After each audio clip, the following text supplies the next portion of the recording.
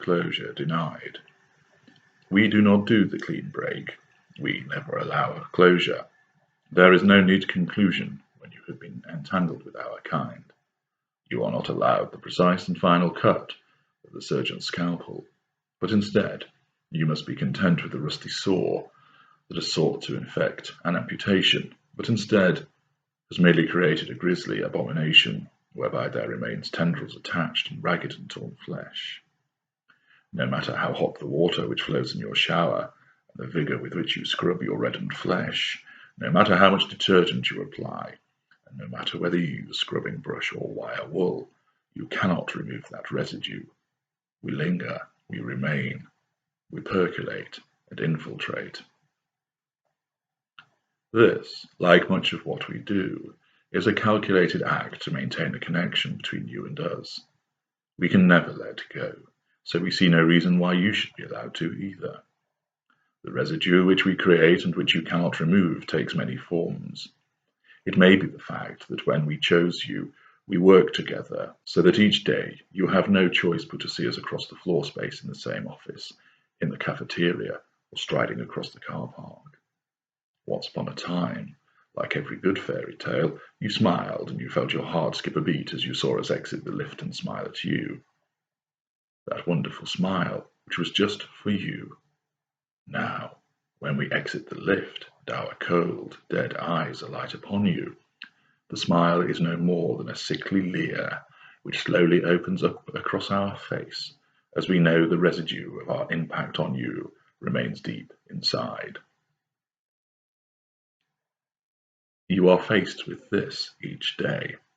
It is either that or leave and go somewhere else, and even though you know that the latter is probably the most appropriate course of action, something prevents you from doing so. Is it because you still want to see us? Of course. You may very well hate us, but you cannot still help yourself, as you want to see what we are doing and allow yourself the indulgence of looking at us and remembering. In a different way, the residue may be the fact that we owe you money and you are left to contact us despite not wishing to do so, because you want, no, because you need that money. After all, we leached from you so successfully that we have left you in penury, and you need this money to be reimbursed. Part of you would rather write it off, and in doing so, hope that you can scar us from your memory.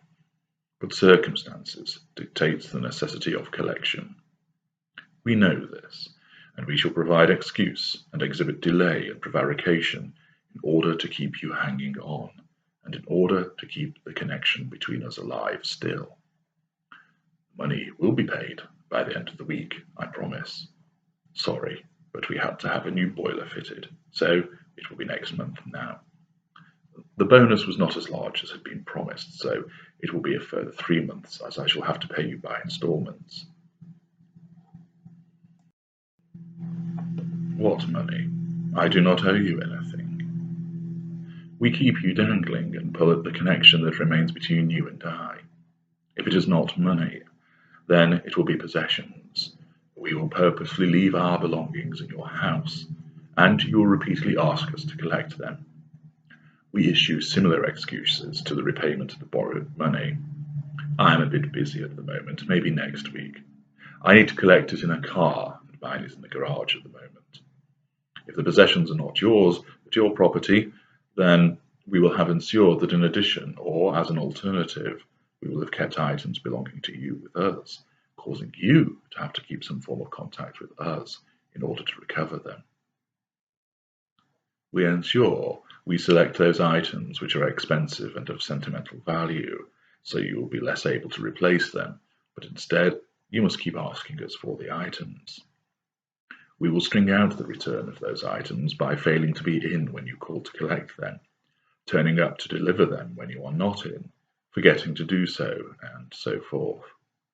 It all maintains the link between us and increases your upset, annoyance, and frustration.